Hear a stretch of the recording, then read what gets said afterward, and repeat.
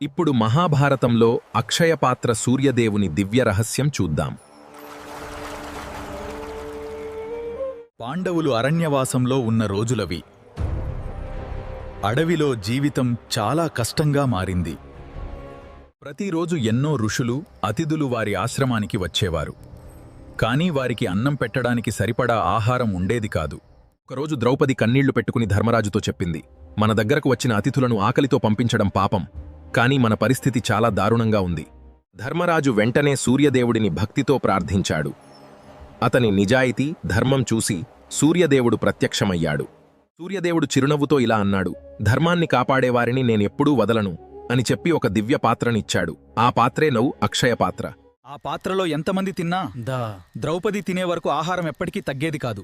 ఎంతమంది అతిథులు వచ్చినా వారికి తృప్తిగా భోజనం దొరికేది. ఆ రోజు నుంచి పాండవుల ఆశ్రమం వద్ద ఎవరూ ఆకలితో వెళ్లలేదు. కాని ఒకరోజు దుర్యోధనుడు పాండవులను అవమానించాలనుకున్నాడు. కోపిష్టి ఋషి దుర్వాసుడిని వారి దగ్గరకు పంపించాడు. దుర్వాసుడు వేలాది శిష్యులతో వచ్చి ఇలా అన్నాడు, మేము స్నానం చేసి వస్తాం, అప్పటికి భోజనం సిద్ధంగా ఉంచండి.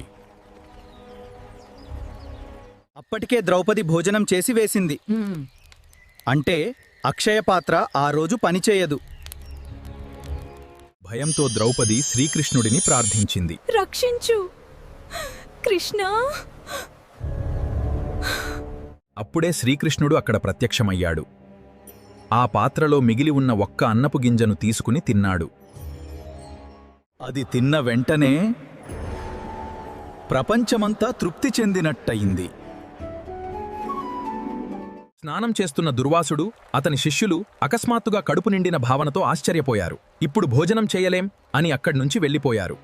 అప్పుడు ద్రౌపది అర్థం చేసుకుంది, భక్తితో చేసిన ప్రార్థనకు దేవుడు ఎప్పుడూ స్పందిస్తాడు.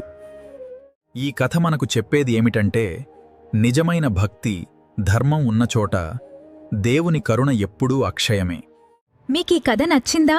నచ్చితే లైక్ చేసి, షేర్ చేసి, సబ్స్క్రైబ్ చేసుకోండి. ప్లీజ్.